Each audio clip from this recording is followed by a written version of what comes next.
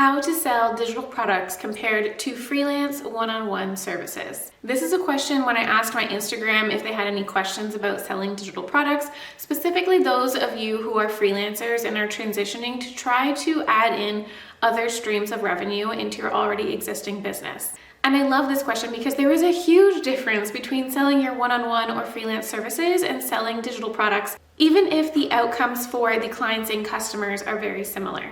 For example, you would think that maybe selling website templates is very similar to selling done-for-you websites, but it's not. So maybe you're here because you've seen my other videos about how to create and set up your digital products and get ready to sell, and that's what this video is going to be all about. How to sell your digital products, specifically the differences between selling your freelance services and your new digital products. Before we get into that though, I want to give a disclaimer.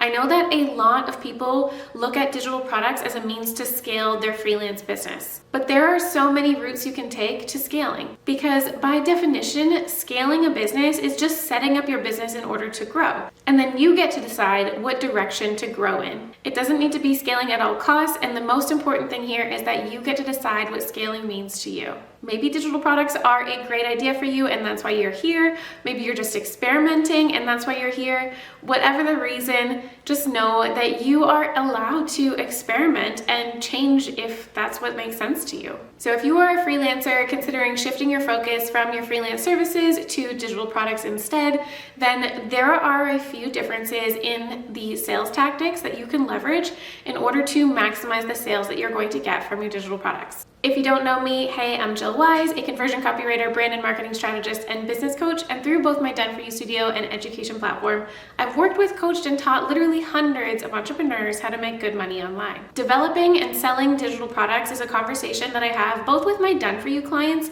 and those inside my mastermind. And it's a conversation that requires a clear focus on where you want to go, leveling up your messaging and your positioning to align with that direction, building out pipelines or a funnel to generate revenue, and so much more. So let's get into a few of the main differences that I've seen between selling freelance services and digital products, not only within my own business, but with my mastermind clients and those in the Done For You copywriting studio. The biggest difference between selling freelance services and selling digital products is the traffic that you need in order to be successful. Digital products typically cost less than one-on-one or Done For You services, which means that you need to sell more of them in order to hit the same revenue goals. For example, you would need to sell 10 courses at $1,000 each for a month in order to hit a 10K goal. But if you are selling Done For You services, you could probably sell a $10,000 package to just one client. So that means if you are looking at the $1,000 product versus the $10,000 service and you have the same conversion rate for both, you're going to need to drastically increase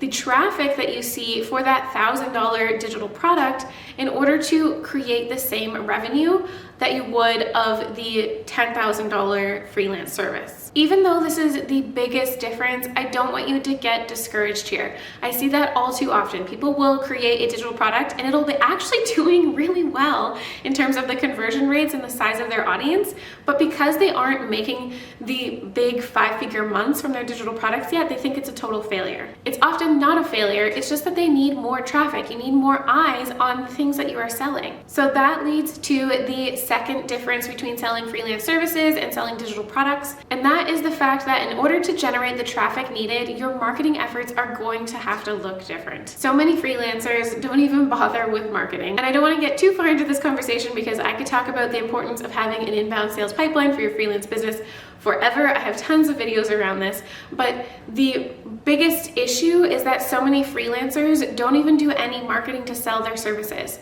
They rely on referrals and word of mouth, and maybe they'll throw up the odd Instagram post and call it a marketing plan, but they don't really have anything consistent or sustainable that they're doing already. And that's because they don't need as much traffic in order to make those bigger revenue months.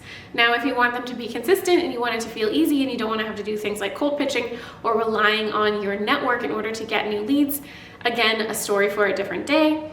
But for the sake of this video, your marketing is going to have to look different if you're going to sell digital products. And for many freelancers who are transitioning from selling freelance services into selling digital products, that's going to be developing a marketing plan in general. So you're gonna have to ask yourself, what am I willing to do in terms of my marketing in order to sell these products?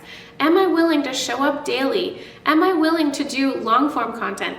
Am I willing to start an email list? Like, what are my limits? What do I want to do? And what really feels aligned with me? And this is why I shared the disclaimer at the beginning of this video that you get to decide what scaling means to you. If you don't want to have to focus on marketing in this way, then digital products might not be for you, and that's okay. Kind of along the same lines of your marketing touch points, selling digital products is probably going to require a lot more of those virtual touch points with customers, because when you're selling a done for you service, it's probably safe to assume that you have some kind of sales call or discovery call where you can actually connect with your customer. While digital products, especially ones that are lower ticket, they don't have something like that. So your customers are going to need to see your thing and your marketing way more times than if they were just going to see it and then get on a sales call with you. And this leads into the next major difference that I see between selling freelance services and digital products, and that is you are going to require more social proof in order to sell your digital products.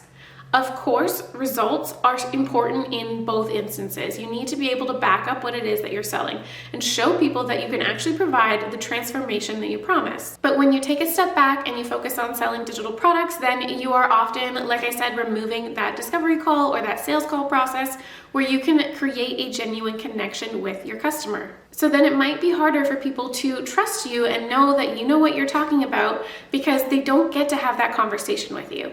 And while yes, you can address this in your marketing, arguably your social proof will speak way more clearly than anything you can say. Basically, people want to know that they can trust you and that other people have trusted you and seen results, and that you're not just putting together these digital products to make a quick buck. So make sure that as you start to get sales of your digital products, you take the time to get feedback and get those testimonials and show that social proof in order to generate even more sales. The next difference between selling freelance services and selling digital products, and I think this one is often overlooked, is that you need to revisit your customer segment. I've said it before and I will say it again. The type of person who buys a digital product is going to be different than the type of person who buys that similar transformation in the form of a done for you or a one-on-one service. And there are more things that differ about this customer segment than the budget that they have to work with. Too often, I see freelancers creating digital products that are very much aligned with the freelance services that they offer, but then they say that the only difference is that the people who are going to buy their digital product actually just don't have the budget to work with them one-on-one. And that's not the case. If money is the only differentiator you can find, then you absolutely need to do some more digging into this customer segment. Otherwise, you're never going to be able to sell to them. Because I can assure you that there is more that makes them unique than just how much money they have to work with. I'm going to give you an example here. If we are looking at a website designer and they sell website templates, but they also sell done for you websites, the type of person who's going to buy a template is very different than the type of person who wants their website done start to finish. Maybe there are some people that are similar, they're just at a different spot in their entrepreneurial journey, therefore they have different budgets to work with, but often it is actually people who have differing skill levels or differing interests or different priorities in what they want to invest. There's a DIYer type of person, and then there's also the type of person who just wants somebody who is a pro to handle it all for them. So what about that person makes them so unique? And then when you know this, you can start to target your messaging and your marketing to fit that individual person. And the final difference between selling freelance services and digital products that I want to talk about today is that trends shift fast. And I think faster than they do with freelance services. No business is ever one and done, and it's always going to evolve, but after selling both freelance services and digital products for years, I've noticed that those trends shift faster with the digital products. For example, I have been able to offer website copywriting services for many years, but there's already a couple digital products that were in my shop that I've retired. They were Instagram related, and while my business did shift to no longer offer that kind of service, they also outgrew current best practices, so it didn't make sense to just keep them up there. I don't share this to deter you from selling digital products, but just keeping in mind that you are going to have to go back and update them and make sure that they align with your business, current market trends, current best practices in whatever area it is that you're selling, and all of that kind of thing. I will leave you with that, but I am happy to revisit this and talk more about specific sales tactics for digital products if that's something you're interested in. Just let me know in the comments below if you have any questions that you'd like me to address. I hope that you found this video helpful, and as always, thank you so much for watching.